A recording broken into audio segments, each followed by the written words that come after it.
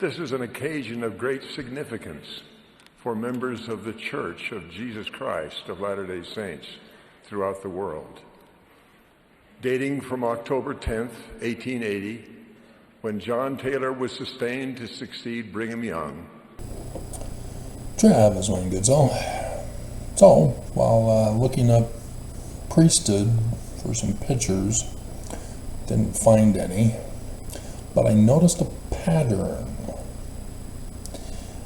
Every single Mormon priesthood holder who had their priesthood line of authority posted online had the same priesthood line of authority up until Heber J. Grant. And that's when the differences began to occur. And as I'm going over one particular person who I've edited out, so you'll never know that it was the Barton family in this particular case. And no, it's not my mission president Barton. It's one of his brothers or whatever. But there's some errors. Now, I've been born and raised in the church, in the covenant. Both my parents served missions. They both had their church libraries that when they got married, sealed in the temple. My dad paying the prostitution price for my mom, and continues to pay the prostitution price even after she's dead.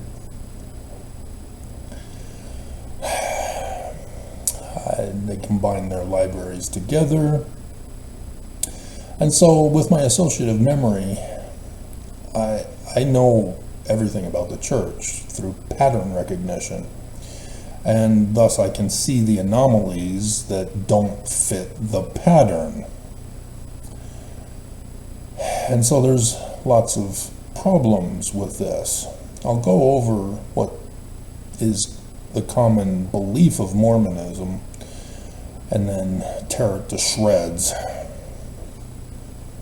But even growing up and becoming an elder myself and learning how to do and give prayers and blessings and all that, the most common error priesthood holders make is that they say by the power of the Holy Melchizedek priesthood.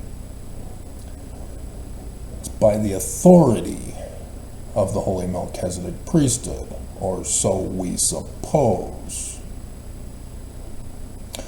Nonetheless, the beginning of priesthood authority only goes back to Jesus.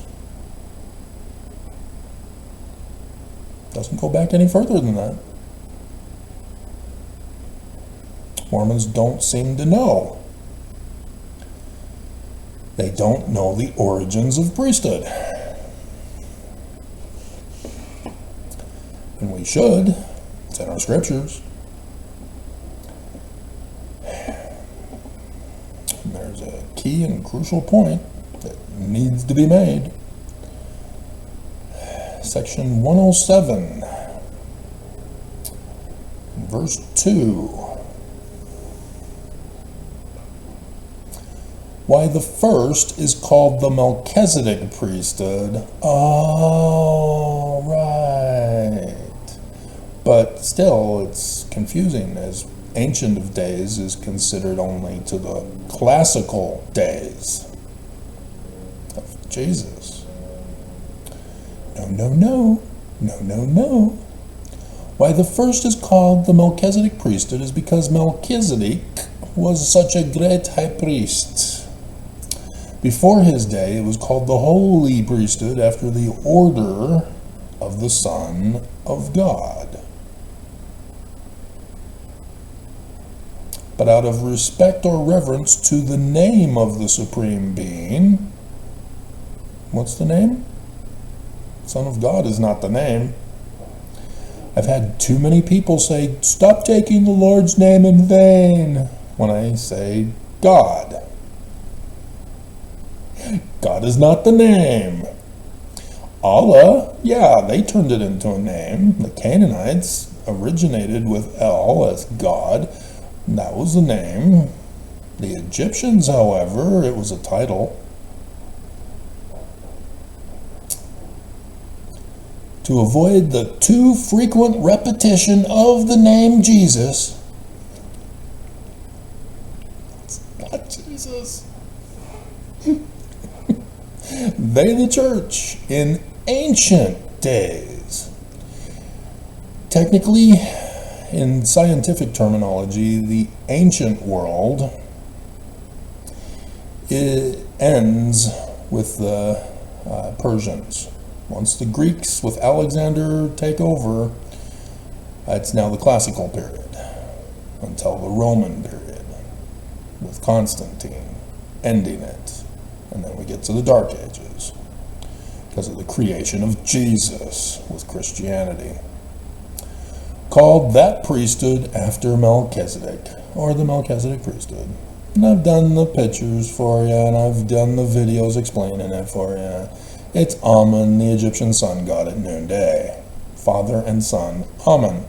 So Joseph Smith, how does he describe the two personages? Oh, above the brightness of the sun at the noonday.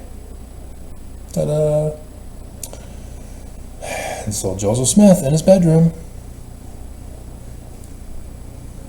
How is Moroni, technically Nephi, described as? The sun at noonday. You're supposed to catch on to this, Mormons. Because who appears to Lehi in his second vision, which is an exact same pattern match as Joseph Smith's second vision? The sun at noonday. That is Amun, the priesthood of Amun. And this priesthood is the higher priesthood. This is what needs to be understood.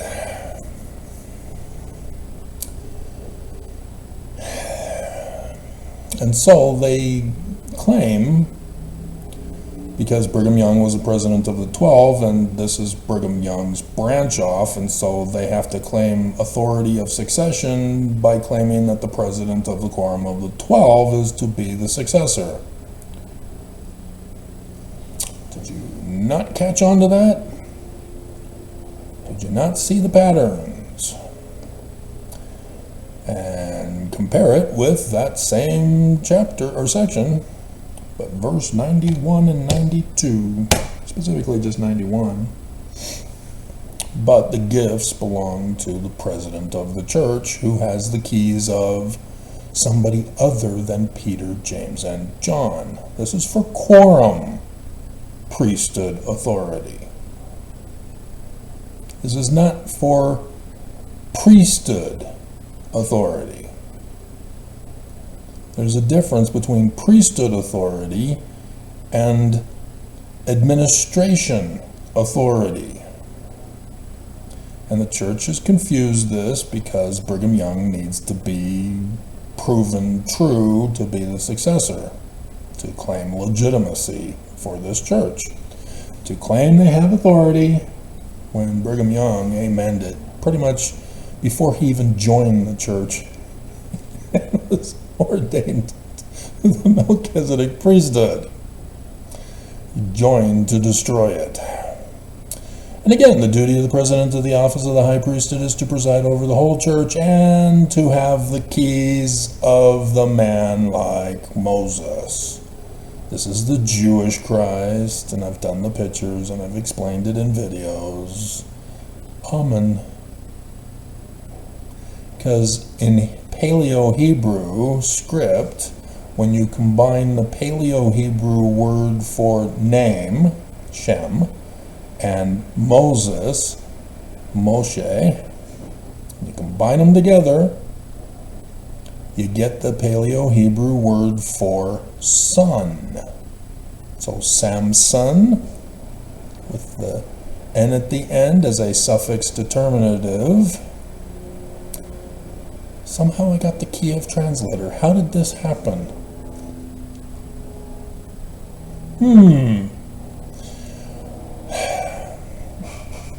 have Sun King. Solomon, Salem, peace. Jerusalem. And at the end, king, king of Salem. Oh. David was actually the 18th dynasty pharaoh of the Ammon priesthood, the David-Moses dynasty.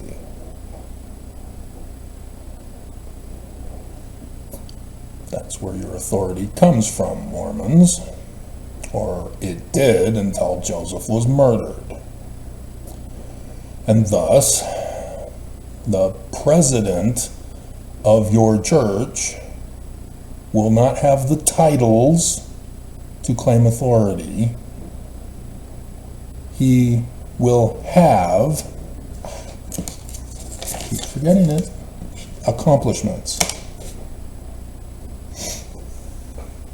Gifts. Gifts are fruit. There are consequences. There are results. A man who is to lead this church must demonstrate the accomplishments of completing, resulting in that which demonstrates he's a seer, having visions and revelation, or dreams. Revelator is for revelations. Prophet for prophecies. Not titles, the actual gifts. Not a single one of the so-called self-proclaimed titles have ever produced any gifts to demonstrate they have authority. They only received authority from Joseph Smith, through Joseph Smith, to become an Melchizedek priesthood holder. That's it. There is no keys of the presidency. It's not Peter. That's for missionary work. That's for the priesthood. And yeah, Peter is seer and Egyptian, but it's not for the presidency. It's not the keys of David Moses. Technically Messiah ben David Moses. In the learning of the Jews. And so yes, the church doesn't even claim the title of translator. They throw Joseph Smith under the bus for Mormons who don't believe Joseph is a translator. And yet here I am, with the gifts. And I'm saying Joseph is a translator. Even Expo Nevermos don't want to believe it. Because it means that Joseph was actually a good guy and was framed. Oh no, people get framed? How does that happen? Everybody's good. Nobody frames other people.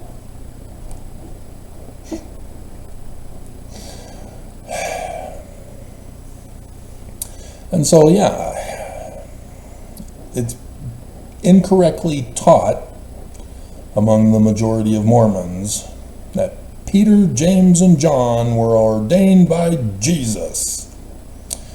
And yeah, we have Mark 3:14, Matthew 16:19, John 15:16.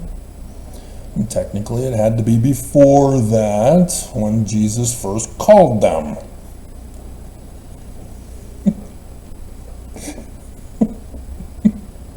But you remember the thing about the Mount of Transfiguration? Who appeared? Who indeed? Yep. And so then who appeared to Joseph Smith in the Kirtland Temple? Who indeed? It's for the presidency of the church. Jesus did not pass that along to the apostles. Because in Acts chapter 15, we learn that James was the one who actually took over the church. The one who speaks last is the leader of the group. That's the custom and culture back then. That's why the Catholic Church has been freaking out about Romans 16. No, Janea is not female, it's male. I don't care what that sanctuary says on the murals. Male. I have to quote Oakes. I can't just go off by memory. It's too precious and few not to quote Oakes. I believe we got to go down to Talmage. Tanner. It's mislabeled. So many projects to do. In April 2014, because in October 2014 it was his anti-gay agenda talk. So April 2014 was his anti-female talk. They, referring to women, are not free to alter the divinely decreed pattern that only men will hold offices in the priesthood. Oops. Phoebe was a deacon. Janea was an apostle like Paul, not the 12, like Paul, separate 12. And then there was another woman who was listed before her husband. Wow, what authority does she have? Does not say. But because she was listed first before her husband, well, we know who wears the priesthood pants in that family. And so, yes, this church lies to you.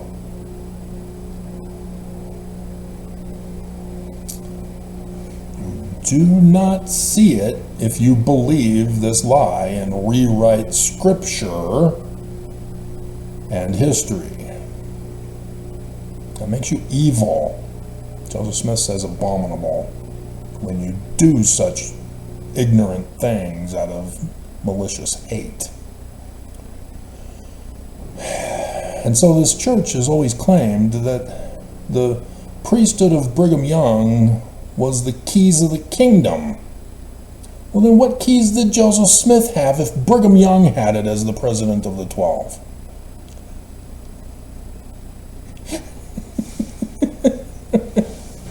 If Brigham Young had the keys of the presidency, which this dumbass kid likewise is claiming he has the keys to lead the church. No! The priesthood line of authority is not the same thing as the priesthood office line of authority. Priesthood quorums, administration line of authority. They are two different, two separate. And women can have both. Joseph Smith said, do whatever you want. It's yours. You can pattern it after ours. You can do whatever you want. That's how you got to do it with women. Let them do things on their own. Leave them alone. Quit trying to put them in bondage. It's only going to backfire on you. And so then he quotes David A. Bednar from The Powers of Heaven, which was his conference talk in April, you dumbass. Why do people quote the ensign? Do they not know that there's conference in April and October? That was his talk. And because it's back in 2012, it would have been to the priesthood, because he's talking about priesthood, back when we used to have the Saturday evening session as the priesthood session.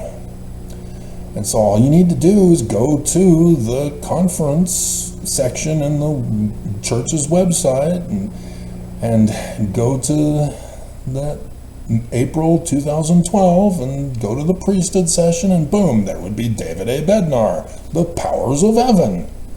And instead he goes to the ensign, a secondary source, even though it's a primary source, but it's a copy of the primary source, so it's secondary. But it's just stupid that Mormons do that. Go to the conference. They publish conference reports. Dear God. So anyway, the Church of Jesus Christ of Latter-day Saints, wrong name, and thus wrong authority. These are things that are, oh yeah, because if you've disproved one in this whole long line of claims, the whole thing crumbles. Similar to the keystone of an arch. If you disprove the keystone, the whole arch crumbles. And so all these different premises leading to the conclusion, you just have to find an error with one of them, and the conclusion is therefore wrong. And so you got to go back and fix whatever needs to be fixed, and then see if that leads to the same conclusion or if another conclusion is the resulting process. And this kid obviously doesn't even know and understand any of that.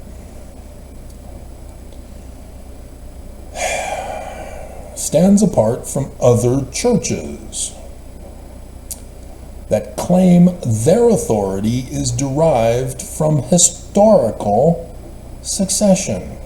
But that's what you're claiming. Jesus, Peter, James, and John, Joseph Smith Jr., 3 witnesses, Brigham Young, George Q. Cannon, Heber J. Grant. And then it differs after that.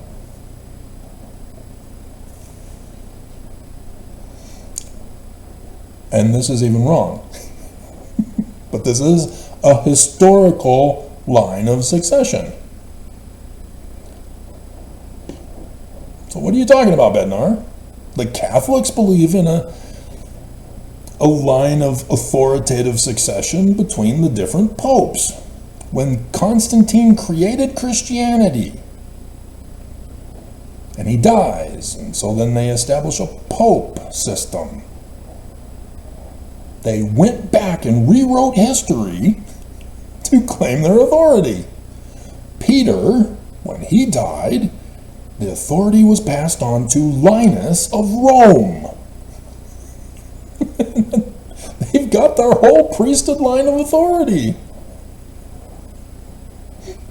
And so, yes, it got passed on to animals and fence posts.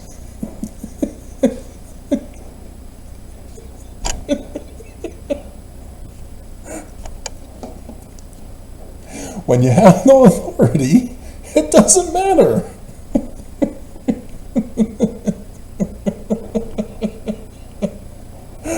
Hilarious.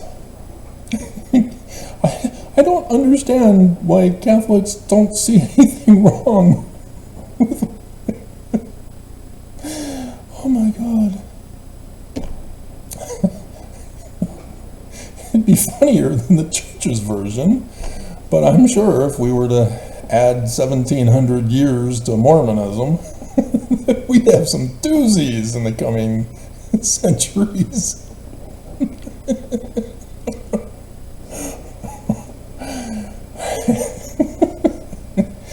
The scriptures? You claim Jesus through Peter, James, and John. Bednar. Oh my God. Bednar. Or theological training. Really? So, seminary, church.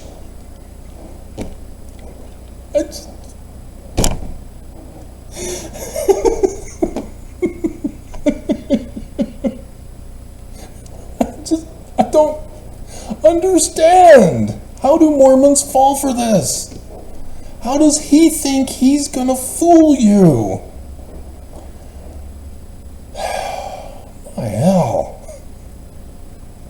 We make the distinctive declaration that priesthood authority has been conferred by the laying on of hands. Oh my hell. You have no clue that was Sidney Rigdon through his differences with Campbellite Baptists. Oh my hell.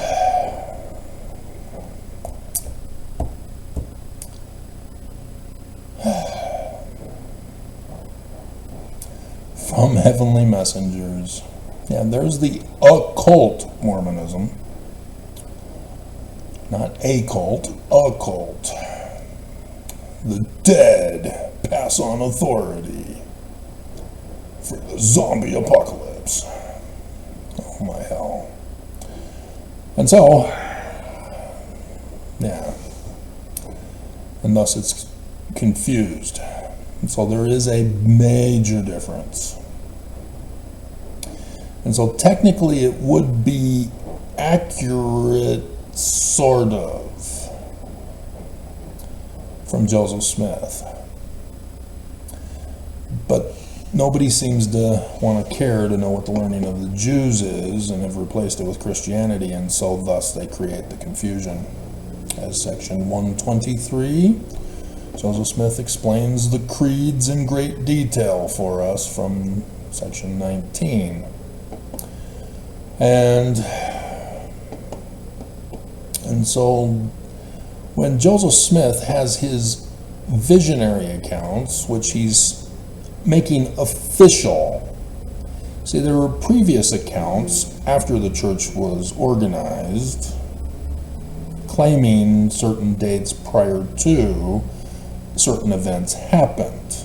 But you got to know who the person was he was talking to and what was the conditions for the answer that he gave. Nobody seems to care. They all just think it's all true, and that Joseph Smith is confused and he's getting it wrong and there are problems. And so, learning of the Jews, you go to Numbers, because this is the Torah. This is the Holy Quad. 5 books. Uno, duo, tres, cuatro, the quid of the Jews.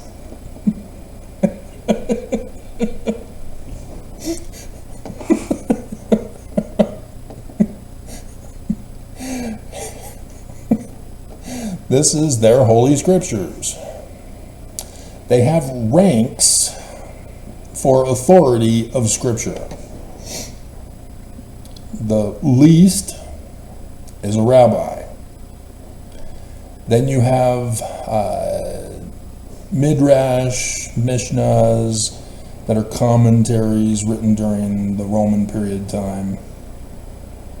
Then you have the Talmuds, both the Jerusalem and the Babylonian. The Babylonian is considered more authoritative than the Jerusalem version, also written during the Roman period time. And then you have the rest of the Tanakh, the prophets and the writings, and then the Torah. And then even within the Torah is the law, Deuteronomy. And so when, for example, in the story of Jesus versus Satan, takes him to Utah and tempts him to use his magical powers, well, he kept quoting from the Psalms. And Jesus would respond each and every single time with the law of the Jews.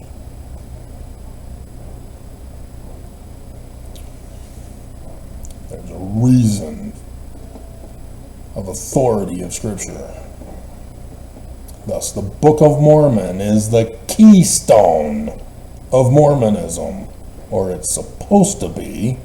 So any Scripture that contradicts the Book of Mormon, not expands upon it, because the Joseph Smith's Doctrine and Covenants and other writings was for the purpose of expanding upon what the Book of Mormon said. So if there's a Doctrine and Covenants passage, and you learn that it was published after Joseph Smith died, say section 119 on priestcraft and extortion and human and sex trafficking.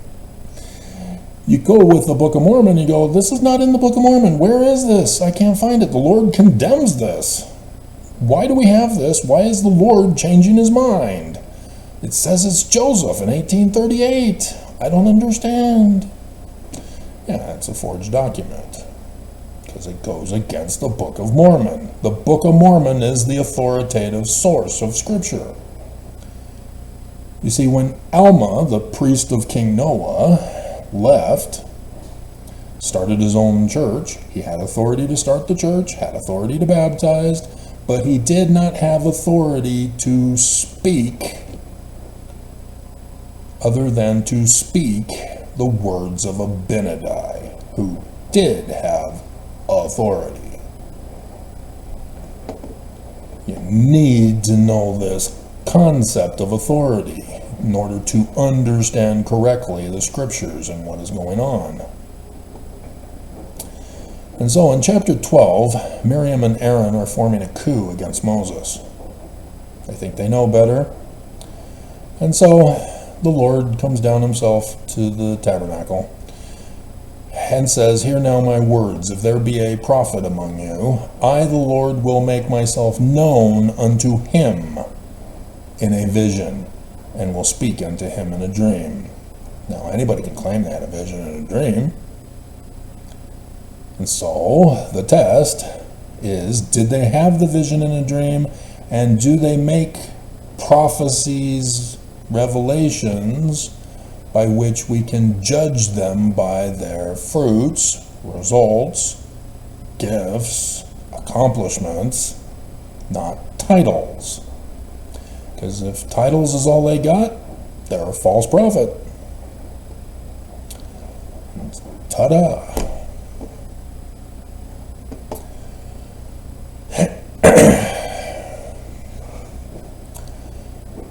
And so, it was a vision that we don't have a record of. And Expo Nevermos complain and go, aha! Church isn't true! We don't need it! We don't need it! It's made very clear the whole thing is through visions and dreams, through that Numbers chapter 12 verse 6 concept. Because it's the learning of the Jews. It's not Christian. Yes, if the church is Christian and they're claiming to be Christian, they're false. You got them. Good job, Expo Nevermos. But it's the learning of the Jews. That's where they're wrong. And so, with Joseph Smith, what he did with the original church members, making them the first elders of the church, is also giving them authority for the Melchizedek priesthood.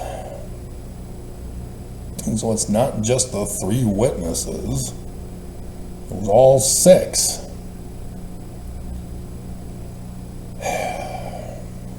But that's just for the priesthood. To preach, establish churches, and talk about the Book of Mormon as Jewish. And so Brigham Young, he was already an apostle going around and converting his Danite buddies to overthrow the church from the beginning, when he first joined. with Heber C. Kimball. And so this 14th of February, 1835, you'll never guess where that is in Scripture.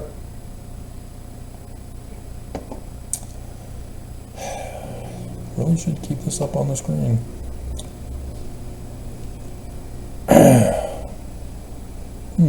Okay. A month later. March 28th, 1835. In the Joseph Smith papers, Brigham Young's and Heber C. Kimball's and everybody else in the 12 and the 70 of the 12 traveling ministers, not the standing authority, all their licenses are there. And then this, Joseph Smith has a big old meeting for everybody newly set apart and ordained. And this is why he's going over the two priesthoods for them. Going over their two specific quorums, not the other quorums. And he does go over his quorum of the presidency, even though it would not be until the next year when he would get the keys in the Kirtland Temple on the third day of Passover. And the church just proclaimed over conference that it was replaced with Easter. Abominable. And so, the process for succession, in case you were wondering, the priesthood line of succession for the president of the church is different from setting up presidents and other quorums. Each quorum is to vote for their president. They have to have a majority of members to form a quorum and conduct business. If they do not have a majority, they cannot conduct business and they cannot call a president. So, for example, if the quorum of the 12 apostles were to lose 7 of its members, so that they only have, well, if they had 6, so 6, that's not a majority. And so they could never appoint a president, but that's not how it's done, is it? Brigham Young's not following Joseph Smith's scriptures for this. He can't. He has to secure his authority succession claims. So he had to change it and ignore this, and yet he still left it in the Doctrine and Covenants to cause confusion among Mormons. As Mormon priesthood holders still to this day read over it and go, "We don't vote for the president. None of this is being done. What's Karen being put in? That doesn't go with tradition." Yeah, exactly. They're doing their own will to secure their authority and deceive you. And so, for the presidency, after Joseph is dead, it was just one president. He says there will be 3 presidents to succeed him. And they have to be chosen, voted, by the whole Melchizedek priesthood. Everybody who has been given the priesthood line of succession, regardless of what quorum you're in, you get a voice and a vote for 3 among you to be presiding high priests. So technically, You could vote for a person who doesn't have priesthood or Aaronic priesthood. It's vague on that point. As long as the Melchizedek priesthood unanimous or majority votes for you to be included among the three. You know, little Billy just got baptized, and everybody's voting for him to be the president of the church. 8 years old. Because he's paying tithing as a child. And, dear God. And so, yeah, where have we seen multiple presidents in a quorum before? The 77 presidents. And, yeah, Nelson botched that one, too. Because the last one called is to be the presider of the presidency. And nope, Nelson changed it, violating Scripture.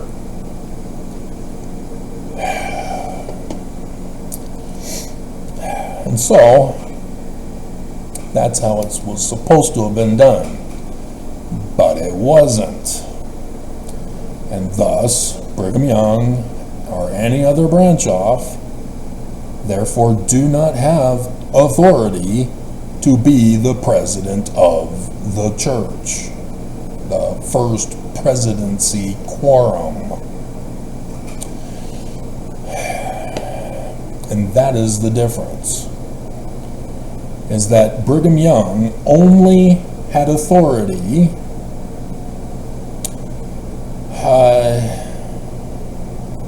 I believe because I remember doing this before, but I think the 12 can call other 12.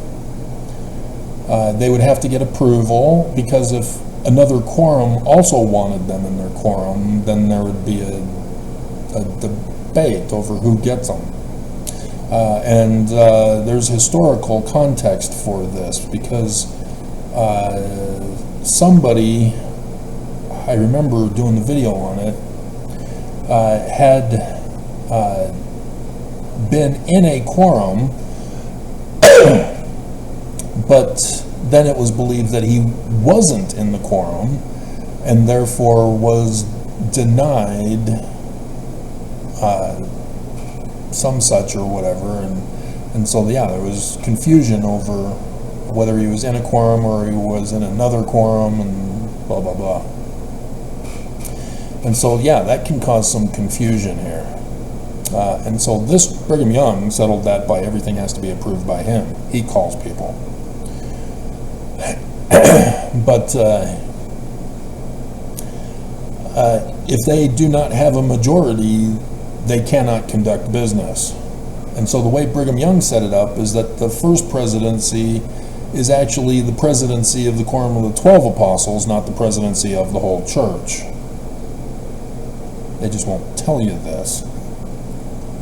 And so Brigham Young, as the president of the 12 apostles, only claims that authority in the beginning, and it wasn't until he had left with his Danites that they then sustained him as king of the kingdom of Deseret. Section...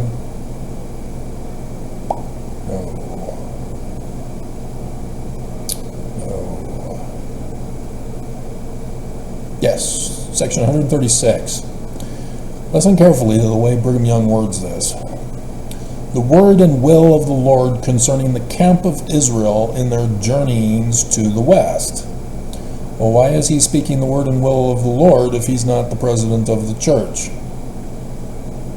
Do I need to go over section 28 and section 34 or 43 for you? Only Joseph. And only if, after he was murdered, they had the vote for 3. They didn't.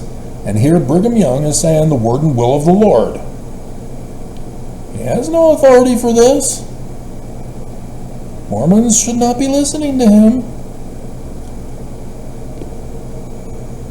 No, nonetheless, he still did it.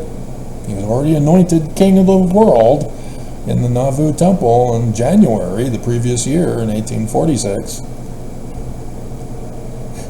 Let all the people of the Church of Jesus Christ, wrong name,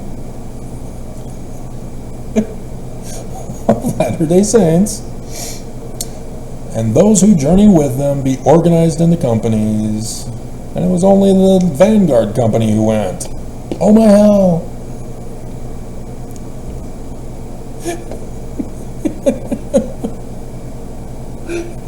Just unbelievable. Everybody else was poor. He stole their money and abandoned them. He fled the country, murdered Indians to create his kingdom. And then the very next year, the United States got possession of the land from Mexico seceding.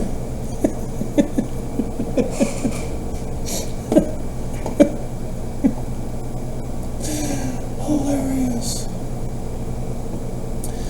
And so, yeah, it's these things that when you stick to the facts of the religion, the core doctrines, the core rules and regulations and laws. And when someone comes along and says, I'm going to do something else, it's from Jesus, follow me, you know he's a liar, liar, pants on fire. Right, Nelson?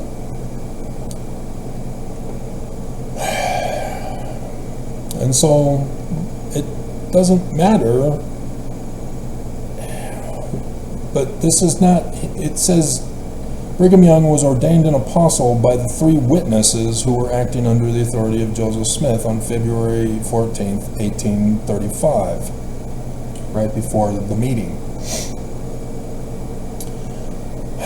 And that was for the quorum of 12 apostles, not to be an elder or a general apostle. Because he had that too, which technically is an elder, but regardless. And so this is where they went astray here. This is the quorum that Brigham Young was put into. This was not getting the priesthood. And we could probably find out, if we check his page on Wikipedia, I don't think the church would hide and censor that, would they? Would they? I know they would lie, but about this? No. No.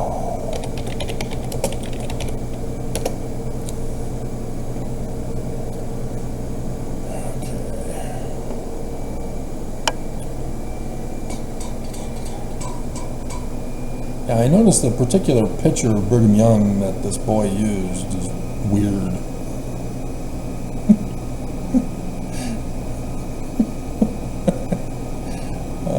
Let's see. Church service. So Latter-day Saint version. Joined the church April 9th, 1832. Baptized by Eleazar Miller, baptized, had a branch in Mendon where he was living. Alpheus Gifford, baptism. Miriam died of consumption, sought revenge on the priesthood not having the authority to heal her. And they're putting in here about Adama. He was Methodist. He doesn't believe in this. If you did your research, you would know he was lying to you. They describe the Book of Mormon as the stick of Joseph mentioned. Really? Because it's not. The stick of Joseph is referred to in the Book of Mormon and needing to be fulfilled in the latter days. Joseph Smith never did it. Somebody else did. Somebody who has the keys. 28:5 or 27:5. 27:5, and it's Nephi's keys, by the way. He should know. He has them. It's Nephi's keys, not Moroni's. That was an error that Joseph Smith corrected in his second vision in 1838. Continued to preach. Okay, wait a minute.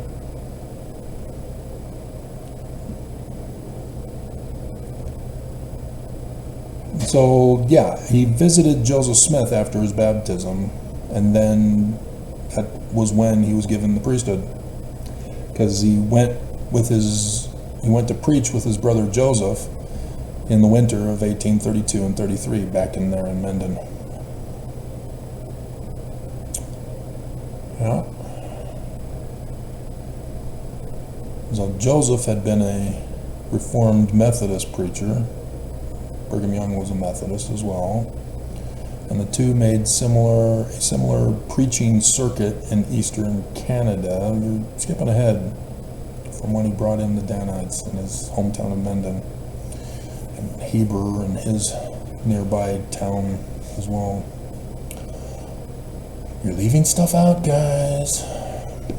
They describe the Book of Mormon. Okay, yeah, they're the ones screwing it up. Joseph Smith didn't say this. They, Brigham and Joseph Young, described the Book of Mormon as the stick of Joseph. Already, boom, you exposed them. Good job. Way to go, Mormons. Who's number 23? Turner, 2012. Who is this Turner guy? We're opening you in another link. John G. Turner, 2012, Brigham Young, Pioneer Prophet. Cambridge, Massachusetts, Harvard University Press. Dear God, I hope you don't have a PhD, because that's humiliating for Harvard.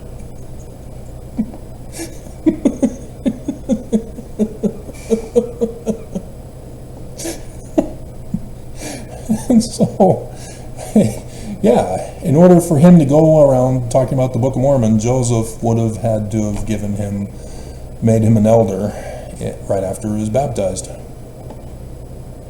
And it doesn't say it in here, but that's how it would have been, unless Brigham Young was having authority he didn't have and bringing in all these people. But Joseph would have known, because he was made one of the 12 for all of the conversions he was getting. Wow! So, there you have it. And so it was actually 1832, after his baptism and seeing Joseph Smith. Joseph Smith gave him authority for the Melchizedek priesthood. That's the priesthood line. So the 3 witnesses, no, remove those. Goes back to Joseph Smith Jr. Your priesthood line of authority are all wrong. But I'm sure Brigham Young was the one who set this up in the beginning with the priesthood authority through this traditional practice. So, and again, George Q. Cannon being made an apostle? No, it wasn't 1860. Dear God. This is where they're going wrong. They're mixing up the priesthood authority with quorum authority of the apostleship. That's where they're going wrong here. They're not getting it. Because as elders of the church, we don't have the keys of the presidency of the church. And it's not through Peter, James, and John anyway. That's to preach. Simply the gospel. And so, yeah, the 3 witnesses, yeah, they were already in a quorum to make Brigham part of the quorum. It just so much confusion.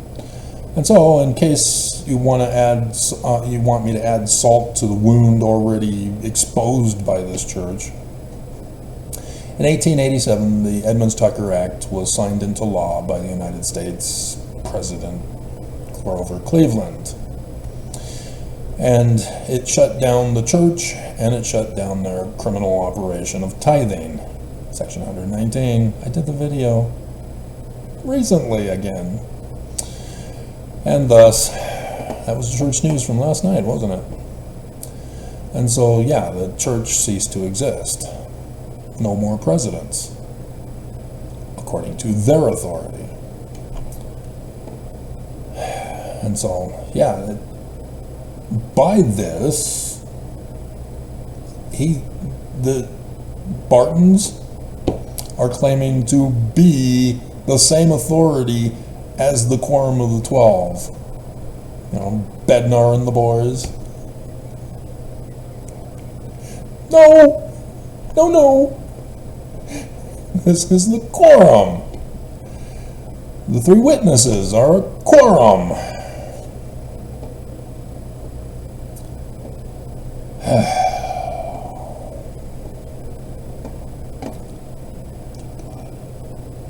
And in fact, yeah, no. Even the three witnesses were not, they were in the, who did this? Barton. But yeah, I see it consistent. Like I said, there was a pattern that I noticed. All was the same to Heber J. Grant, and then it differed. No. The three witnesses, aside from, let's get to the three witnesses. Oh my hell.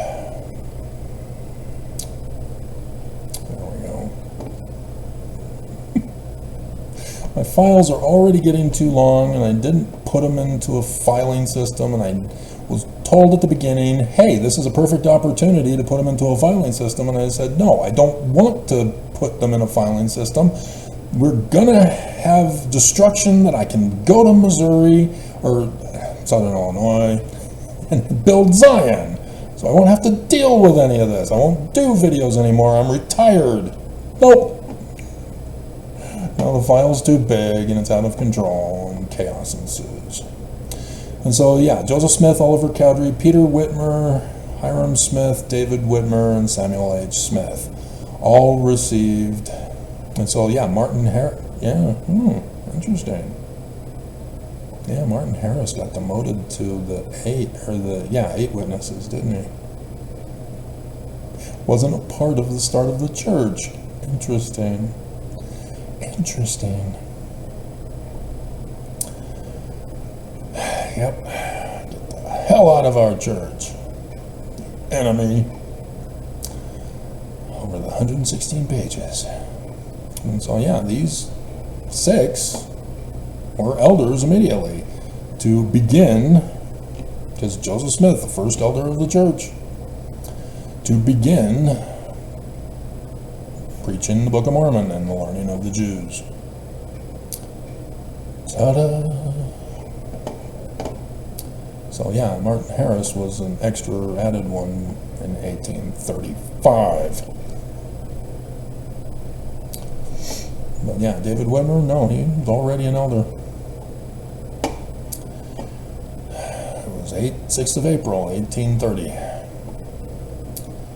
So yeah, there's these factual details you cannot screw up when you're explaining things, David Bednar. That by this screw up, we know that they're wrong. And we gotta fix it. So there's a big difference between that kind of a screw up and calling the Revolutionary War the Civil War. I think I recognized in the previous video I talked about Ricks, yeah. I called Rexburg Ricks repeatedly. And technically Ricks College was itself its own independent city, because Rexburg relies on the economy provided by the college students, even though the locals don't like the college students. As there's animosity between the two. But yeah, if the college were to just up and go, the whole town of Rexburg would crumble and collapse. They must have the college. So those kinds of things you can go, okay, he meant to say this, but this, no, they did not mean to say. No, they put the date, they put apostle. It was an error, not a mistake. Okay, are we done with this topic? We already did an hour. It's 6 o'clock. What the hell?